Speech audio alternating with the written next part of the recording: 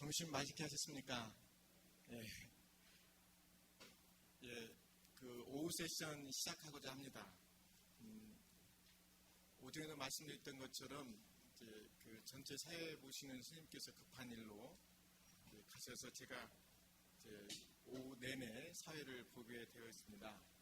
근데 오후 첫 번째 세션은 제가 사회도 보고 발표도 하고 이래야 돼서 왠지 좀 쑥스럽습니다만은 열심히 해보겠습니다. 오후 첫 번째 세션은 제가 연구 책임을 맡아서 진행해온 교육부 연구윤리 확보를 위한 지침 개정안에 대해서 말씀을 드리고 참석하신 여러 선생님들의 또 의견도 듣고 해서 9월 말에 최종적으로 마무리해서 교육부에 보고하는 것이 저의 책임인데 이를 위해서 여러 선생님들의 좋은 말씀을 듣고자 합니다. 말씀드릴 순서는 이 지침 개정안 연구를 하게 된 배경과 경과 그리고 지침 개정안의 그 핵심 내용과 왜 그렇게 바꾸고자 했는지에 대한 근거 그리고 지침 개정과 관련한 몇 가지 좀 논의해야 될 사항 이런 것들을 중심으로 말씀드리도록 하겠습니다. 잘 아시다시피 2007년도에 당시에 과기부였을 때 황우석 사건이 난 이후에 국가 수준에서 모든 대학 또는 연구기관의 연구자를 위해서 연구윤리 확보를 위한 가이드가 필요하겠다라고 하는 필요성이 제기되면서 정부 수준의 가이드라인을 2007년도에 만들었습니다.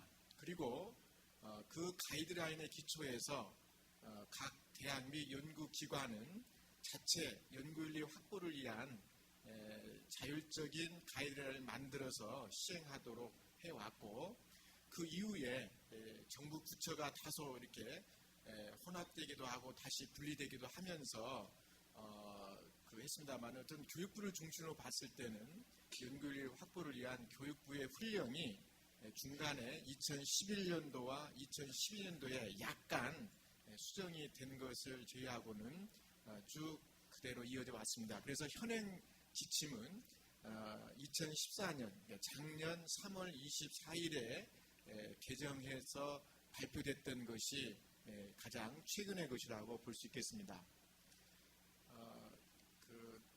대학 차원도 그렇고요, 국가 수준의 차원도 그렇고 뭔가 구성원들을 위한 그 지침은 항상 환경이 바뀌게 되면 또 뭔가 새로운 요구사항이 발생하게 되면 거기에 맞춰서 개정하는 것이 순서일 것입니다. 현행 그 연구윤리 확보를 위한 지침은 그동안 연구윤리의 불모지였던 우리나라에 연구자가 어떻게 하면 책임있고 바람직한 연구를 수행할 것인가에 대한 방향을 정립하고 안내하는데 상당한 기여를 했다고 저는 생각합니다.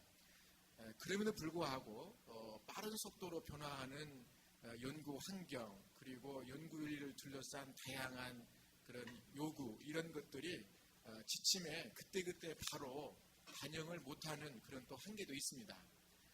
그런데 특히 이제 작년에 그 고위공직자 임명과 관련된 청문회에서 보니까 정말 현행 지침이 갖고 있는 굉장히 브로드하고 그리고 추상적인 그런 내용이 실질적으로 연구 현장의 여러 가지 다양한 문제를 해결하고 또 조정하는데 좀 한계가 있지 않느냐라고 하는 그런 현장의 요구도 많이 있었습니다. 그래서 그렇다 그러면 연구 현장에서 실질적으로 가이드 역할을 할 수 있도록 뭔가 구체화된 그런 연구윤리 확보를 위한 지침이 있어야 되겠다라는 필요성이 제기돼서 본 연구를 시작하도록 하게 되었습니다. 그래서 작년 9월 달에 본 연구가 시작되었고요. 당초에는 한 6개월 정도의 시간을 가지고 의견을 수렴해서 저희 연구진이 교육부에 보고하려고 했습니다만은 워낙 그 작업을 해보면서 보니까 다양한 학문 분야의 구성원들의 의견도 다르고 그래서 조금은 연기를 하면서 의견 수렴에 좀 많은 시간을 들여왔습니다. 그래서 본 저희 연구의 중점은 현행 연구윤리 확보를 위한 지침이 구체성과 실질적인 측면에서 갖는 한계를 보완할 수 있는 타당한 대안이 무엇인가 하는 것을 살피고자 했고요. 이를 위해서 해외의 그 국가 수준의 가이드라인 또는 대학 수준의 가이드라인은 어떻게 되어 있는지, 그리고 각 학문 분야별로의 현장의 의견들은 어떠한지 이런 것들을 종합적으로 파악해가지고 저희 연구진의 그 안을 좀 마련해봤습니다. 그 한 1년 가까이 진행되는 연구를 통해서 여러 가지 선행 그 문헌들을 국내외 문헌들을 다양하게 찾아서 우리나라의 특성, 연구 환경에 부응하고 미래지향적인 가이드라인으로서의 역할을 제대로 할 수 있는 방안이 무엇인지를 찾았습니다. 그래서 최초의 연구진이 그 개정안을 만들고 여기에 대해서 관련되는 전문가분들의 자문을 2차에 걸쳐서 충분히 듣고 다시 이것을 전 학문 분야에 계시는 연구자분들에게 의견 수렴을 했습니다.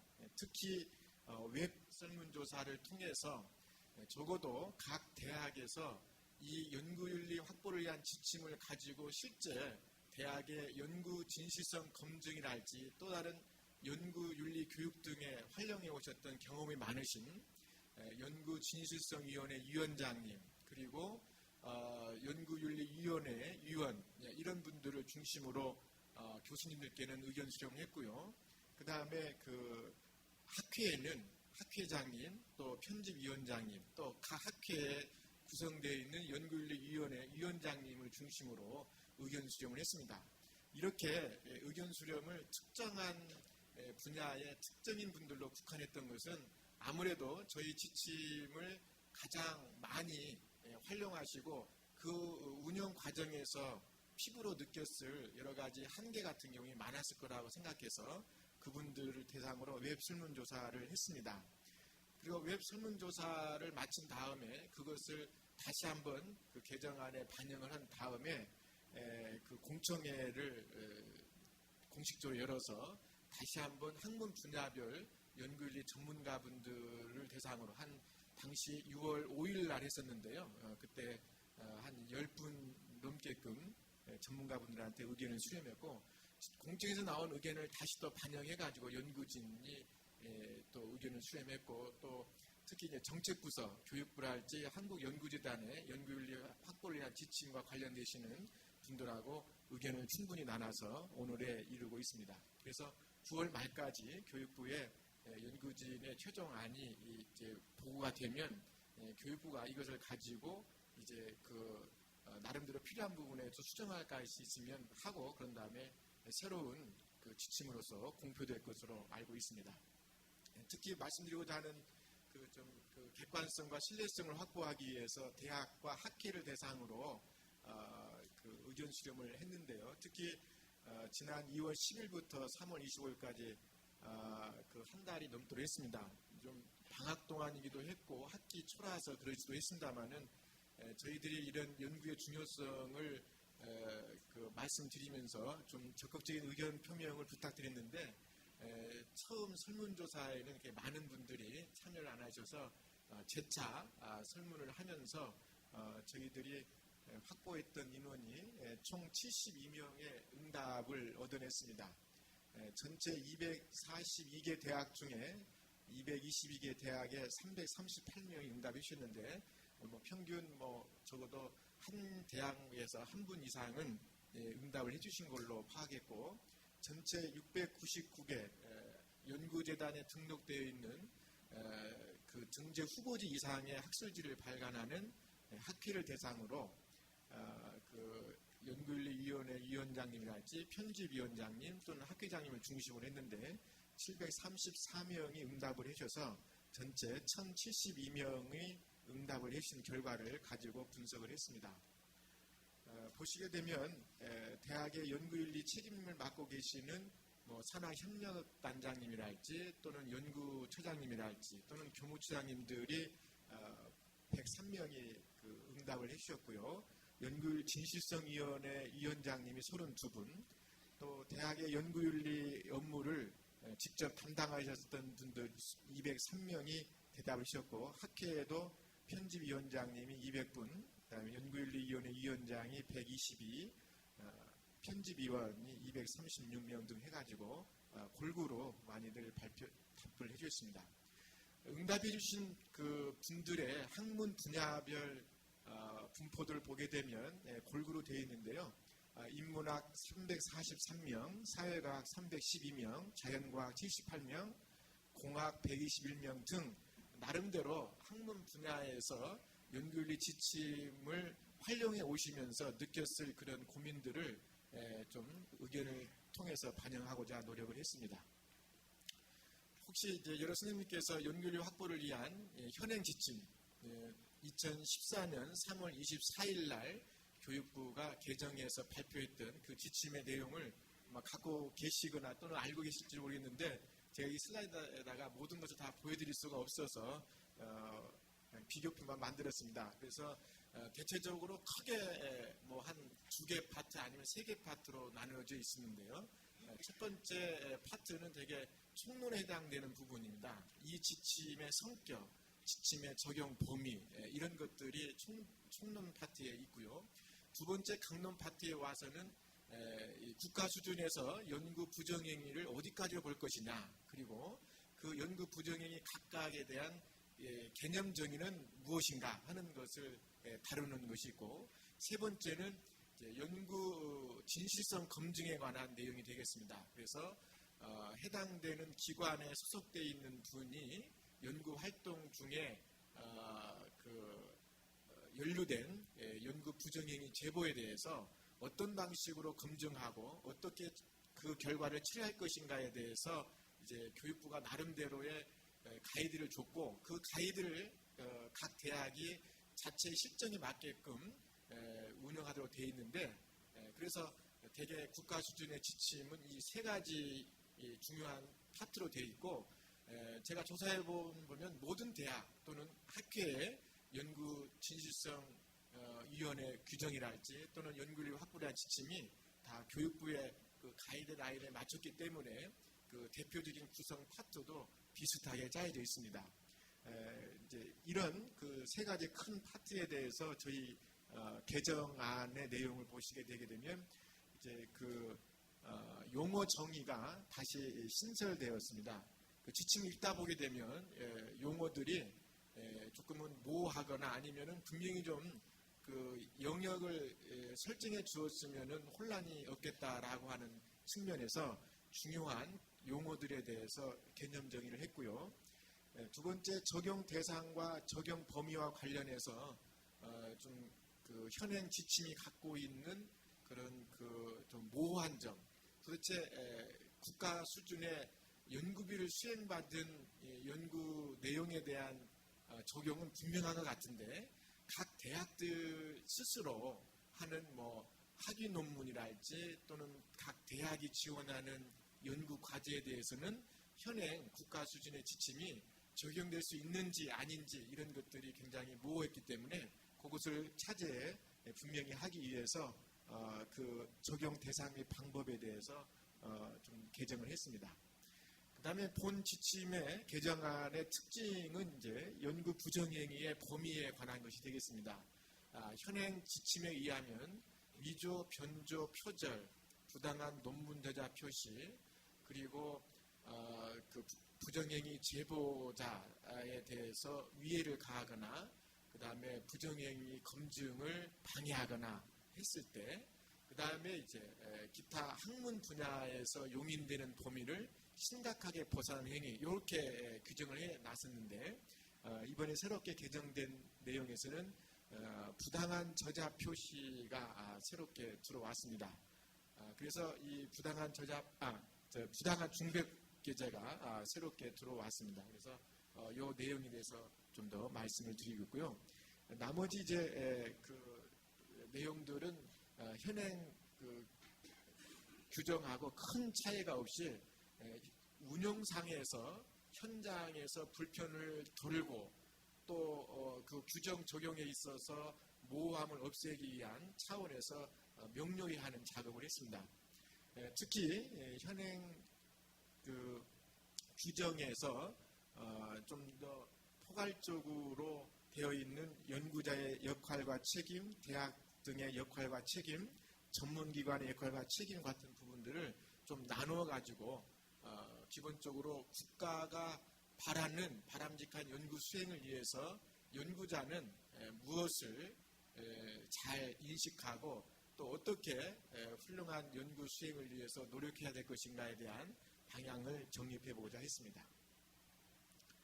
나머지 이제 연구 진실성 검증과 관련해서는 아까도 말씀드린 것처럼 적용 과정에서 모호하거나 불편한 점에 대해서 좀 더 구체적으로 하고자 노력을 했고, 특히 이의신청 같은 경우에는 과거에는 제조사와 이의신청의 어떤 그 순서도 분명치 않았었고 얼마 정도의 기간을 거쳐서 해야 될지 이런 것들이 명료하지 않았는데 차제에 이것을 좀 명료하게 했습니다.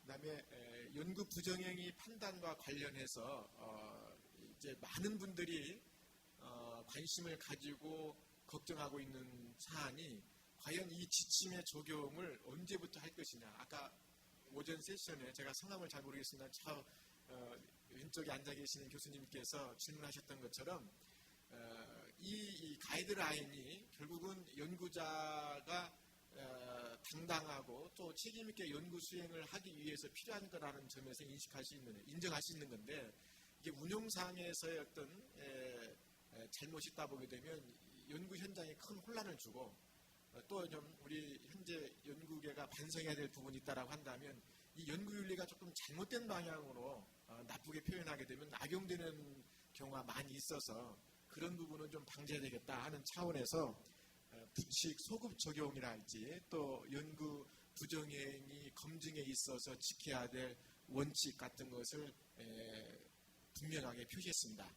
핵심은 현행 이 지침이 개정된 것이 확정되면 그 확정된 교육부의 가이드라인에 따라서 해당 각 대학이 또 필요한 부분을 자율적으로 고쳐나가고 그래서 그 대학에서 공포가 되면 공포된 이후부터서는 이 지침이 엄밀하게 적용되는 거고 이 지침이 적용되기 이전에 발생했던 연구 부정행위에 관한 사항들의 검증과 처리는 어떻게 할 것이냐에 대해서 이 현행 기준을 가지고 무한소급할 수는 없는 것이고 다만 현행 기준을 참조하되 당시에 그 부정행위가 발생했던 그 전반적인 상황을 고려하자.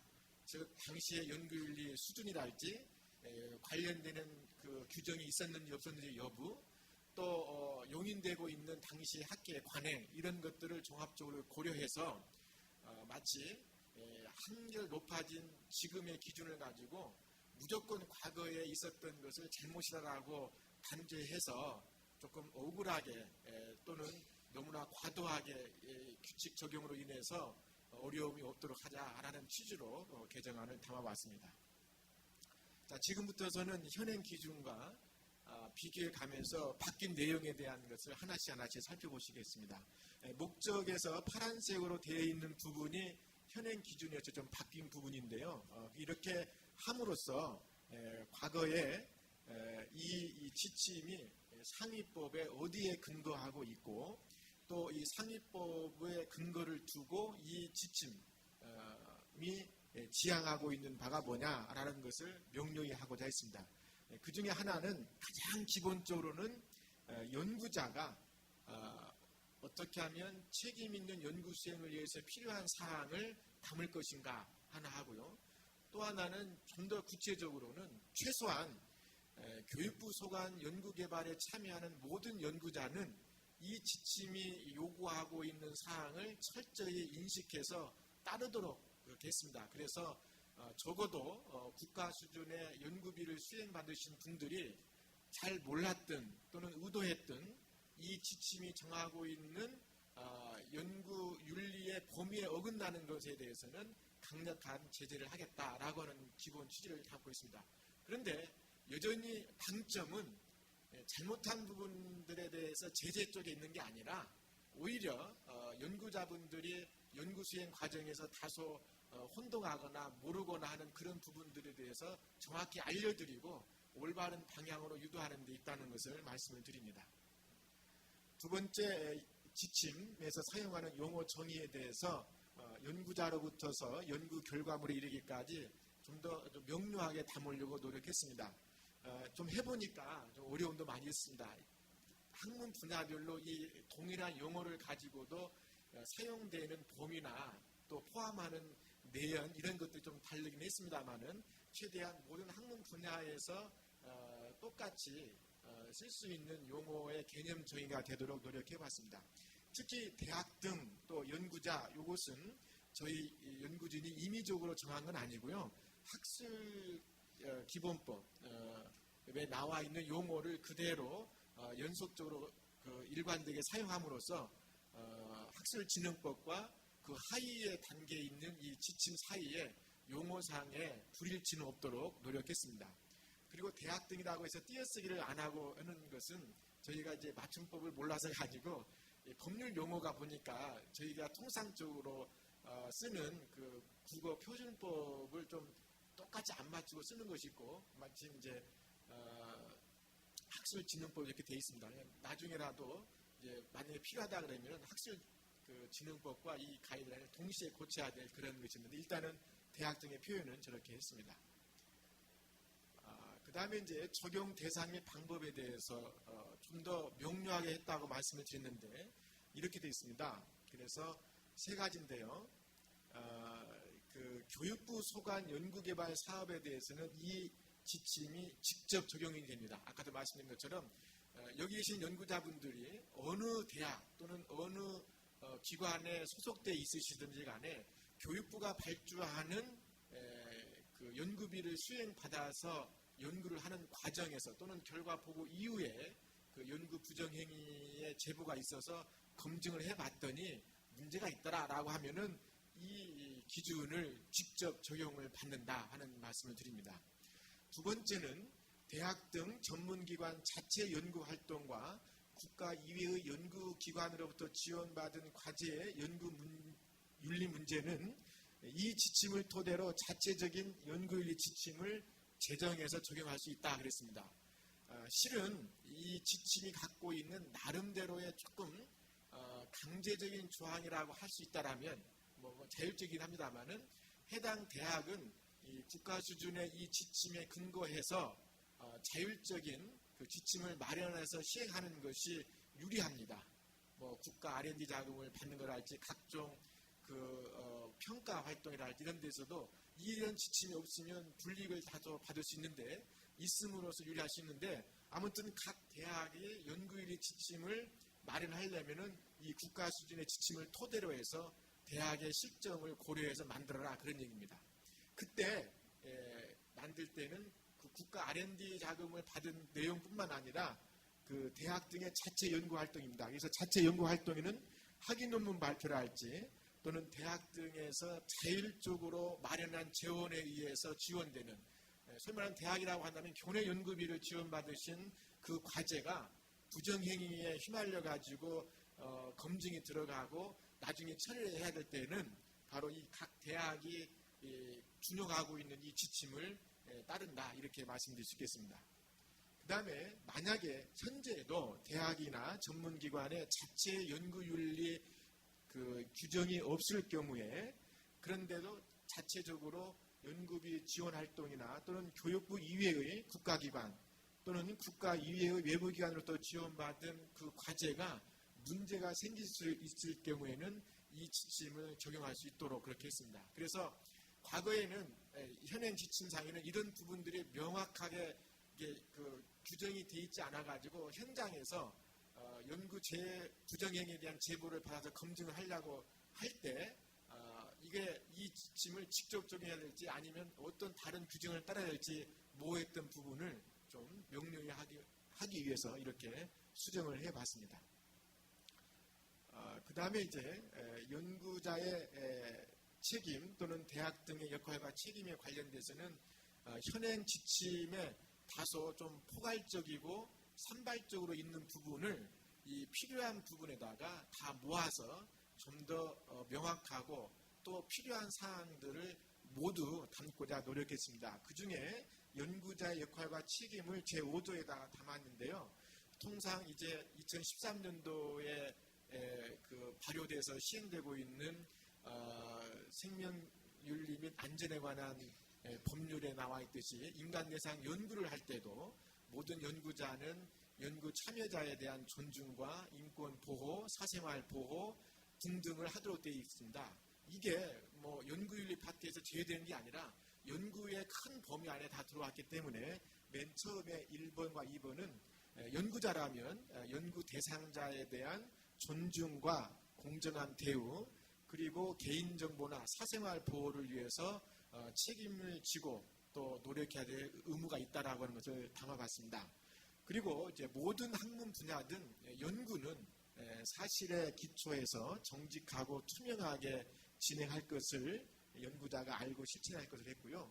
또 4번, 5번 등등에 관련해서는 연구윤리에서 지향하고 있는 가치를 담아봤습니다. 특히 그 구체적인 연구 부정행위에서 다루게 될 표절이나 또는 부당한 중복게재나 또 부당한 저자 표시 등 이런 것들은 연구자가 연구 수행의 전 과정에서의 정직성과 객관성들이 훼손돼서 나올 수 있는 문제이기 때문에 그런 부분들을 좀 유념해서 실천하도록 그렇게 했습니다. 특히 최근에 7번과 같은 경우에 있어서는 많은 연구들이 협동으로 진행되는 경우도 많고 또 고액의 연구비가 지원되고 그 연구비는 다 국민의 세금으로 인해서 이루어진 만큼 연구자가 그 연구가 갖고 있는 공익성을 생각해서 연구 내용의 정직성과 함께 연구비 사용에 있어서도 투명하고 또 공정하게 집행할 것을 좀 내용에 담아봤습니다. 논란이 많았습니다. 이 국가 수준의 가이드라인에 어찌 보게 되면 조금 구체적일 수 있는 연구자의 책임과 역할을 담아야 될 것인지에 대해서 외국의 사례도 보니까 저희처럼 상당히 구체적이지 않는 경우도 있었고 또 어떤 경우에는 좀 구체적인 것도 있고 그랬습니다만은 연구자가 알고 지켜야 될 올바른 연구 수행의 방향에 대한 가이드가 필요하겠다는 생각에서 이 정도로 담아봤습니다.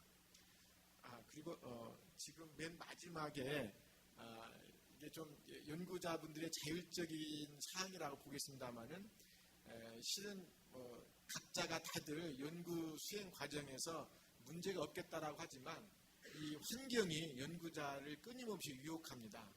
남들보다 앞서서 많은 성과를 내야 된다라고 하는 그런 압박에 있다 보게 되면 자신도 모르는 사이에 머리는 해서는 안 된다고 알고 있는데 몸이 해서는 안 되는 방향으로 가는 경우가 종종 있습니다.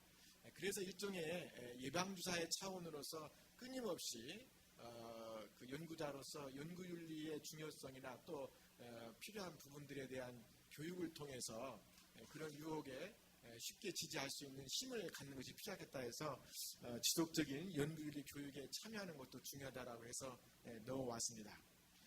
연구자 말고 대학 등의 일과가 책임은 대학은 연구자들이 안정감 있고 또 쾌적한 분위기 속에서 연구 수행에 매진할 수 있도록 잘 서포트해주는, 지원해주는 기관으로서 거듭나야 되겠다. 그래서 할 수만 있으면 연구 수행 전 과정에서 연구자가 불편하지 않도록 또 지나치게 간섭을 많이 해서 연구자가 힘들지 않도록 하는 방향인데 어떻게 하면은 연구를 잘 준수할 수 있도록 도움이 될까 하는 차원에서 대학 등의 역할과 책임을 했습니다. 그리고 전문기관은 일종의 이제 그 한국연구재단과도 같이 대학이 아니고 연구자가 아닌 기관으로서 그 연구윤리 확립을 위해서 나름 책임을 갖고 있는 기관이라고 봤고요. 어쨌든 모든 과정에서 연구윤리가 확립될 수 있도록 자체 규정을 마련한다거나 또는 연구자의 지속적인 교육 이런 것들을 담아봤습니다. 특히 이제 지금도 일부 시행되고 있는 걸로 알고 있습니다만은 교육부가 지원하는 연구비를 수혜받는 연구 책임자나 또 공동 연구자분들은 그 협약에 따라서 그 지정된 교육기관에서 반드시 연구윤리 교육을 이수하도록 명문화시켰습니다. 이것은 IRB 교육에서도 마찬가지고 그렇습니다. 그래서 현행으로서는 연구재단의 지원을 받으신 연구 책임자는 온라인 연구윤리 교육을 받도록 되어 있는데 앞으로는 연구 수행에 필요한 하나의 조치라고 생각됩니다. 그 다음에 각 대학들은 국가 수준의 가이드라인을 참조해서 연구윤리 자체 규정을 마련하도록 명문화했는데 이것은 현행 규정과 동일하게 같고 국가 수준에서 대학의 연구윤리의 확립과 또 진작을 위해서 필요한 사항을 위해서 협의할 수 있는 연구윤리 자문위원회 구성 및 운영에 대해서도 현행 규정과 동일합니다. 그 다음에 연구 부정행위 접수 및 처리와 관련해서는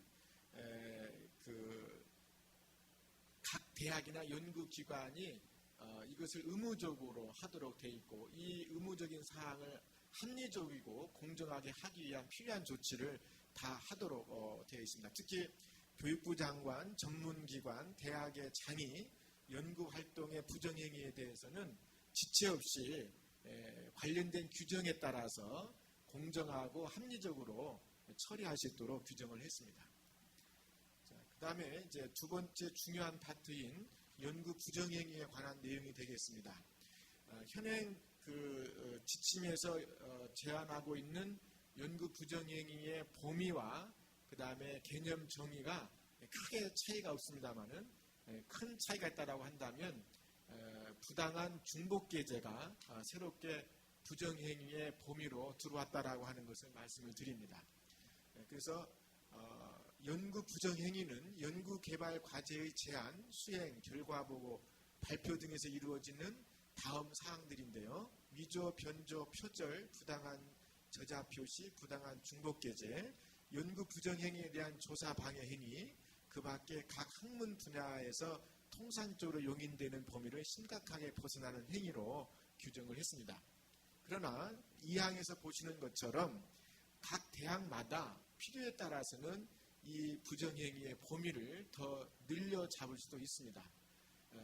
다만 국가 수준의 연구 부정행위의 범위가 설정되어 있는데 해당 산하기관인 대학이나 연구기관이 더 좁게는 그 규정을 못합니다. 좀 더 넓게는 잡을 수 있는데 국가 수준에서 인정하고 있는 범위를 빼버리고 이를테면 대학은 유변조 빼버리고 3번부터 7번만 하겠다 이렇게는 안 될 겁니다. 그런 것만 차이가 있고 그렇습니다. 이 부정행위의 범위를 설정함에 있어서 많은 고민을 했습니다. 각 대학마다 국가 수준 또는 각 대학에서 운영하고 있는 그런 그 내용들에 대해서 찾아냈는데 여러 유형들이 있었습니다. 우리처럼 폭넓게 규정하고 있는 뭐 중국이나 또는 이렇게 서구 유럽 쪽에 있는 나라들도 있고요. 그 다음에 미국과 같이 여전히 위조, 변조, 표절만을 놓고 있는 경우도 있고 그렇습니다. 그런데 현재 이 틀을 크게 바꾸지 않은 것은 확 바꿔버리게 되면 이제까지 2007년부터 나름대로 이 규정이 우리나라 연구인력 확보를 위해서 기능해온 그런 부분들과 충돌이 생겨가지고 혼란이 생길 수 있겠다라는 생각을 해봤고 다만 부당한 중복계제를 포함시켰던 이유는 많은 언론에서 보시고 각 대학의 진실성위원회에 올라온 제보 내용을 보게 되면 표절 못지않게 많은 부분이 중복계제를 둘러싼 논란이었습니다. 그래서 차제히 이 중복계제에 대한 문제를 좀 더 원만히 해결할 수 있는 뭔가 지침이 좀 필요하겠다. 그리고 작년에 그 고위공직자 임용 과정에서 불거졌던 청문회에서 나왔던 내용은 좀 더 이 그 지침의 판단의 세부적인 기준, 구체적인 기준을 마련해달라고 해서 그런 부분에 초점을 맞췄습니다.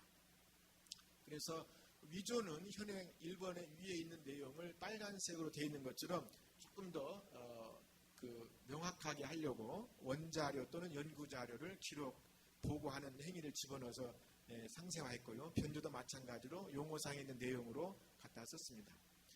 표절은 현행 타인의 아이디어, 연구 내용, 결과 등을 적절한 인용 없이 사용하는 행위 이렇게 규정을 해놨는데 바꾼 내용은 이 의미도 조금 더 명료하게 또 구체적으로 했고 표절을 판단하는 구체적인 가이드가 뭐냐 이런 것을 현장에서 많이 원했기 때문에 이 부분을 조금 담아보려고 노력했습니다. 그런데 오전 세션에도 들었겠고 또 이제 아까 학문 분야마다 조금씩 다르기 때문에 이 이를테면 가나 다라와 같은 그런 몇 가지 대표적인 표절 판단의 기준을 가지고 여기다가 담기에는 굉장히 어려움이 있었습니다. 또 이렇게 포괄적으로 규정하는 것 이외에 구체적으로 판단의 기준을 국가 수준의 가이드라인에 담는 것이 과연 적절할 것인가에 대한 의견도 많이 있었는데 현행 지침 개정의 근본 취지가 그래도 연구 현장에서 표절을 판단하는데 자의적인 잣대가 오는 것을 방지하고 또 대학마다 표절 판단에 대한 이 폭이 달라지는 것도 방지하면서 좀 더 뭔가 적어도 기본적으로 활용할 수 있는 최저 수준은 마련할 필요가 있겠다라는 필요성에서 표절은 일반적 지식이 아닌 타인의 독창적인 아이디어나 창작물을 적절한 출처 표시 없이 활용함으로써 제3자에게 자신의 창작물인 것처럼 인식하게 하는 행위로 정해놓고 여기에 대표적인 일종의 유형에는 타인의 연구 내용 전부나 일부를 출처 표시 없이 그대로 활용하는 경우, 타인 저작물의 단어나 문장 구조를 일부 변형해서 사용했지만 출처를 표시하지 않거나 일부에만 한 경우, 세 번째, 타인의 독창적인 생각을 활용하면서 출처를 표시하지 않는 경우, 타인의 저작물을 번역해서 활용하면서 출처를 표시하지 않는 경우 등 이게 대표적으로 네 가지를 했습니다. 저작권 침해를 판단하는 기준도 참조를 했고요. 외국 대학이나 기관에서 표절 사례를 검증하면서 표절을 판단했던 그 근거들도 가져다가 나름대로 보면서 이 정도의 미니멈 가이드를 제시하게 되면 이것의 터에서 각 대학이 구체적으로 올라온 표절에 대한 사례들은 나름대로 과거보다는 훨씬 더 정확하고 또 용이하게 접근해 갈 수 있겠다라는 차원에서 이렇게 말씀을 드렸습니다. 아무튼 표절의 판단의 핵심은 그냥 타인의 저작물에 있는 내용을 똑같이 가져와서가 아닙니다. 가져온 내용 중에 그게 일반적인 지식이 아니고 또 누구나 표현할 수 있는 것이 아닌 특정한 연구자의 독창적인 아이디어나 또 새로운 연구 성과를 마치 자신의 것인 것처럼 하는 경우입니다. 그래서 어떻든 각 대학에 올라온 표절 의혹에 대한 사례에 대해서 검증을 하실 때 과연 이 글을 쓴 사람이 의도적으로 내 것이 아닌데 내 것인 것처럼 하려고 하는 것들이 여기저기서 보이는가 이런 것들이 판단의 하나의 중요한 키가 될 수 있겠다고 봅니다. 두 번째, 부당한 논문 저자 표시는 용어가 이제 부당한 저자 표시를 했습니다. 꼭 부당한 저자 표시는 논문에만 있는 게 아니고 단행본에도 있을 수 있겠고 아니면 학술 발표대에서 나오는 프로스팅에 있는 논문에도 있고 그러니까 어쨌든 용어를 보다 정확히 하면 부당한 저자 표시가 되겠다 해서 부당한 저자 표시는 현행 규정에 있는 데피니션과 똑같습니다. 핵심은 실질적으로 저자로서의 자격을 갖고 있지 않는 사람에게 저자 자격을 부여하거나 실질적인 저자 자격이 있는 사람을 저자로부터서 배제하는 행위를 해서는 안 되는 규정행위로 보았습니다. 그 중에 이제 가와 나를 넣는데요. 수도 우리나라에서 최근 10여 년을 중심으로 보더라도 이제 대학원의 석박사의 논문을 이제 지도 교수님이나 대학원 학생이 그 활용하는 과정에서 이 저자 표시가 올바르지 않아서 생기는 갈등이 너무너무 많아서 차제에 좀 정리를 해보려고 지도 학생의 학위 논문을 학술지 등에 지도 교수의 단독 명의로 게재 발표하는 행위를 부정행위, 즉 반드시 해서는 안 되는 그런 것으로 규정하고자 노력해봤습니다. 학문의 발전이나 또는 그 공동 연구의 특성들을 보다 보게 되면 학위 논문의 토대를 두고 심화 확대된 연구가 나오는 것은 지극히 정상적일 것입니다. 다만 이 학위 논문 지도 과정에서 교수님들이 해주셨던 정당한 그런 노력들도 인정을 받으셔야 되겠고요. 또 제자분이 했던 내용들도 인정을 받아야 되겠다.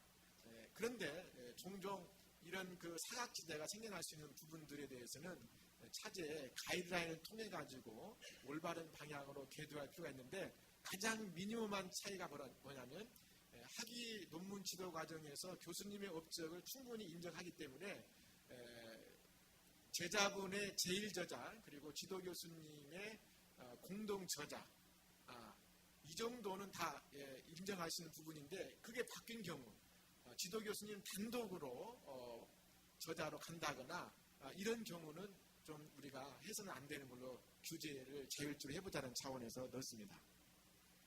그 다음에 이제 좀 아마 가장 관심이 많으시고 또 이 가이드라인에 대해서 오늘도 아마 많은 쟁점이 있을 거라고 봅니다만은 용어가 부당한 중복계제입니다. 중복계제라고 하는 경우는 자신의 이전 저작물을 활용해서 이후에 새로운 저작물을 만들어내는 과정에서 생기는 윤리적이지 못한 행위를 일컬었습니다. 이를테면 중요한 이전에 자신의 연구물 속에 있는 데이터나 해석이나 또는 독특한 연구 방법론이나 이런 것들이 후속 연구물에서 활용될 수 있을 텐데요. 그 자체를 활용해서는 안 된다는 말이 아니라 얼마든지 갖다 활용하되 새로운 것이 아니고 이미 활용된 것이 있으면 그렇다라는 사실을 정확하게 밝혀서 그 새로운 저작물을 읽는 후속 연구자분들이나 다른 분들이 오해가 없도록 하자는 그런 취지고요. 또 이런 중복성 있는 논문들이 이제 거의 유사하게 반복되는데 마치 새로운 연구 성과물인 것처럼 해가지고 부당하게 연구 업적을 인정받아서 생기는 이 공정한 게임의 룰이 어긋나지 않도록 하자는 취지가 담겨 있고, 워낙 우리나라에서 지금 중복계제를 둘러싼 논란이 많기 때문에 차제의 가이드라인을 통해서 좀 그 스스로 인식하고 지켜나가도록 하자는 차원에서 담아봤습니다. 그래서 연구자가 자신의 이전 연구 결과와 동일 또는 실질적으로 유사한 저작물을 출처 표시 없이 게재해서 연구비를 수령하거나 별도의 연구 업적으로 인정받는 경우 등 부당한 이익을 얻는 행위로 해봤습니다.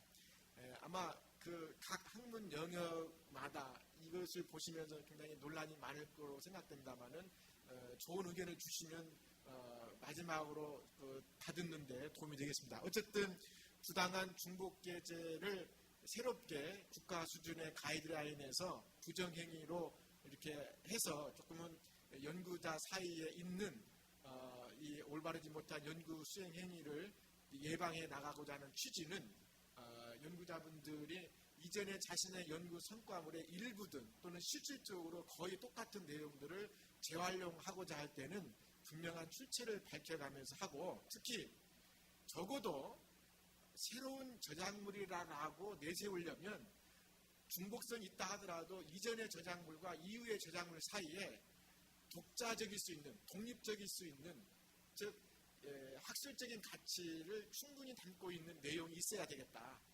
그런 취지를 여기서 담고 있습니다.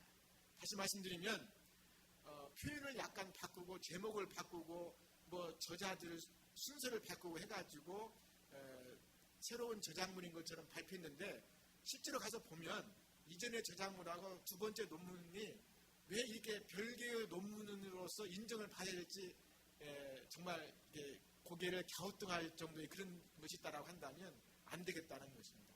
그런 차원에서 이 내용을 집어넣습니다. 그리고 5번과 6번은 종전에 있는 규정하고 똑같기 때문에 생략을 하도록 하겠습니다.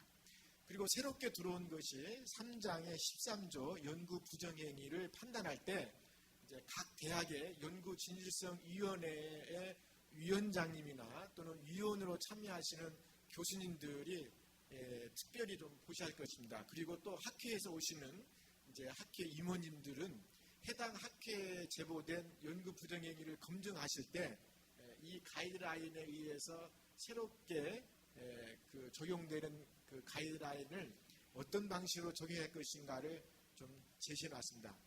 연구자가 속한 학문 분야에서 윤리적, 법적으로 비난을 받은 행위인지 아닌지, 해당 행위 당시의 연구윤리 확보를 위한 지침이나 해당 행위가 있었던 시점에 보편적인 기준은 무엇이었는지, 행위자가 고의로 했는지, 또 행위자가 한 부정행위의 결과물이 양적으로나 질적으로 얼마만큼 심했는지 아니면 경미했는지, 또 학계의 관행과 특수성, 그리고 연구 부정행위를 통해 얻은 이익 등 이런 것들을 종합적으로 고려해가지고 가장 타당하고도 합리적으로 판단을 해라는 얘기입니다.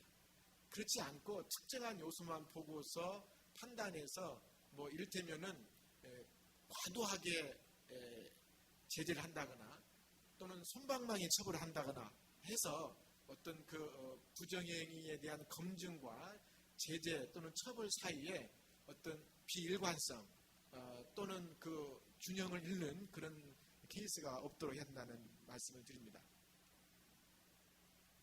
자, 그리고 나머지 이제 네 번째 파트가 4장 연구 부정행위의 검증은 현행 기준하고 다 똑같기 때문에 생각을 하고 필요한 부분만 말씀을 드리도록 하겠습니다.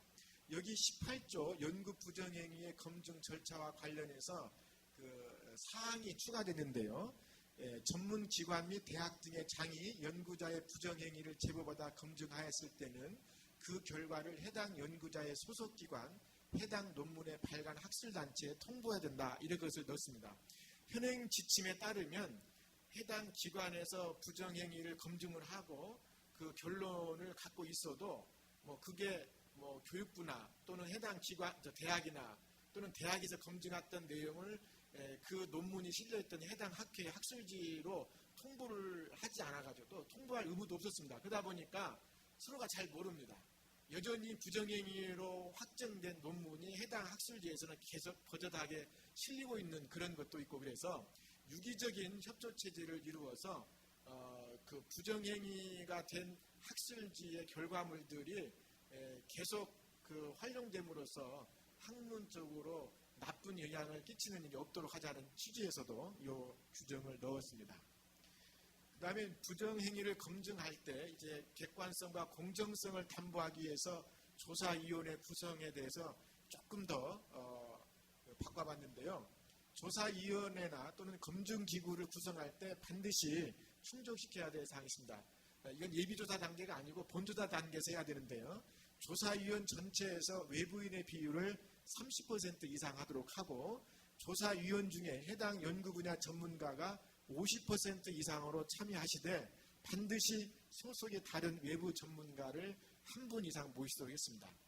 종종 그 해당 대학에서 진실성 검증을 하는 과정에서 보게 되면 일종의 끼리끼리 해가지고 봐주기식 때문에 형평성 논란이 많이 있었습니다. 차제에 이런 형평성 논란을 불식시키고 그 피조사자 입장이든 제보자 입장이든 누가 보더라도 투명하고 객관적으로 검증이 되었다라고 하는 인식을 받도록 하기 위해서 조사위원회 구성해서 어떤 공정성 확보를 위한 노력을 지침에 담아봤습니다.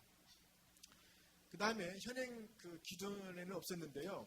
지금 조사위원을 요청할 때 실은 이제 제보자에게도 조사위원에 대해서 재척이나 기피를 할 수 있는 그 여지를 주었습니다. 그런데 이렇게 하다 보니까 또 문제가 생겼습니다. 조사위원한테 이렇게 이제 제보자한테 조사위원의 명단을 알려주다 보니까 이 제보자가 그걸 악용을 합니다. 그러니까 이를테면 나중에 자기한테 불리하게 나온다거나 또는 피조사한테 불리한 역할을 나오게 되면 그 조사자 위원 명단을 파악해가지고 다시 또 역공격을 한다거나 이런 그런 불상사항이 생겨서 앞으로 조사위원에게 부당한 영향력을 행사하지 않을 경우에 한해서만 그 조사위원 명단을 제보자나 피조사자에게 알리도록 해서 쓸데없는 그런 문제가 발생하지 않도록 하려고 바꿨습니다.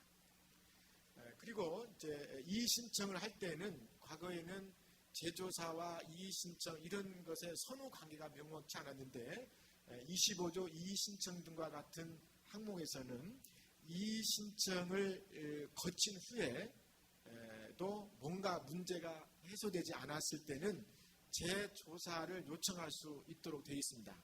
그런데 이때 재조사를 요청하려면 이의신청을 거친 다음에 하도록 해서 쓸데없이 이의신청 중에 재조사를 요청해가지고 행정적인 낭비랄지 또는 번거로움이 가중되지 않도록 좀 더 잡아왔습니다. 그리고 개정안 27조를 보시게 되면 연구 부정행위 검증 주체의 예외가 있고요. 만약에 교육부 장관 또는 전문기관의 장은 그 재조사 내지는 연구 부정행위의 검증을 요청받았을 경우에 다음과 같은 사항이 확보가 되면 지체 없이 하도록 되어 있습니다. 근데 조사를 요청받는 전문기관을 교육부 장관이 지정하는 전문기관의 장으로 그 명확히 함으로써 그 해당 기관에서 할 수 없었던 연구 부정행위에 대한 검증은 보다도 엄밀하고 또 공정성을 확보한 그런 기관이 해야 신뢰성을 높일 수 있겠다는 차원에서 이렇게 바꿔봤습니다. 그리고 이제 행정처리와 관련해서 재조사 요청 기간을 이의신청에 대한 처리 결과를 통보받은 날로부터서 30일 이내로 규정했고요. 그 다음에 모든 조사가 끝난 다음에 결과 보고를 뭐 연구비 지원기관이랄지 또 필요하다면 교육부에 해야 될 텐데 조사 종료 후 10일 이내로 하다 보니까 행정하신 입장에는 너무나 촉박한 시일 때문에 힘들다 그런 요청이 많아서 최소한 조사 종료 후에 30일 이내에 그 결과 보고를 하도록 하는 것으로 조정을 했습니다. 그리고 이제 조사 결과에 대한 후속 조치인데요. 현행 규정대로 일부 있긴 합니다만은 그게 좀 흐릿하거나 명확하지 않습니다. 그래서 적어도 국가 수준의 가이드라인 또는 해당 대학의 가이드라인이 나름대로의 실효성을 거두기 위해서는 뭔가 권장사항, 의무사항만 이렇게 규정할 게 아니라 그 의무사항을 제대로 못했을 때는 거기에 따른 합당한 제재 조치가 있어야 되겠다 하는 생각에서 교육부 장관은 연구 진실성 검증에 따른 결과에서 문제가 있다라고 판단된 경우에는 부정행위에 대한 징계 요구, 학술진흥법 제19조와 20조에 의한 사업비 지급 중지 및 환수, 학술지원 대상자 선정 제외 등의 후속 조치를 취할 수 있고 연구자의 소속기관에 통보하도록 되어 있습니다. 특히 이것은 국가의 R&D 자금을 받아서 이루어진 연구 결과에 부정행위로 판정을 받았을 때는 반드시 이와 같은 후속 조치를 하도록 되어 있습니다. 특히 그 학술진흥법의 19조와 20조에 있는 제재 조치와 이 훈령상의 제재 조치가 비일관성이 없도록 하기 위해서 같이 맞춰 놨습니다. 이제 마무리입니다. 저희가 이제 그 연구를 하면서 느꼈던 부분은 본 지침의 어떤 그 성격이나 역할을 어디에 둘 것인가에 고민을 많이 했는데 현재로서는 잠정적으로 교육부에 소관되는 과제를 중심으로 하는 교육부 차원의 훈령으로 인식을 하고 있습니다. 그런데 저 개인적으로 그렇고 많은 분들의 의견을 들어보면 적어도 각 부처마다 다른 연구윤리 가이드라인을 만드는 것보다는 적어도 국가 차원의 통합적인 단일의 안을 만드는 것이 어떤가라는 의견도 많이 있으셨고요. 이래야 국가 수준의 R&D 자금이 지원된 과제에 대한 그 부정행위의 적용의 어떤 내용도 동일하고 또 제재나 이런 것과도 뭔가 차이별이 없이 나갈 수 있을 거라는 생각을 해봤습니다. 여전히 이것은 우리가 과제로 되어 있기는 합니다. 두 번째 이제 적용 대상이나 방법 또 본 지침에 이렇게 구체적으로 대학 등의 역할과 책임, 연구자 역할과 책임을 놓는 것이 적절한가 하는 것도 여전히 지금 고민거리긴 합니다만은 일단 잠정적으로 연구진은 이렇게 나가는 것이 바람직하다고 판단했습니다. 그리고 이제 연구 부정행위와 부적절 행위를 나눠서 똑같이 다 연구자가 해서는 안 되는 것으로 규제해야 되지만 부적절 행위에 해당될 수 있을 것 같은데 부정행위로 이렇게 포함시켜 놓고 나면 오감이랄지 또 연구자가 보는 관점에서 다소 위축될 수도 있겠다라는 그런 의견도 많이 있었습니다. 그리고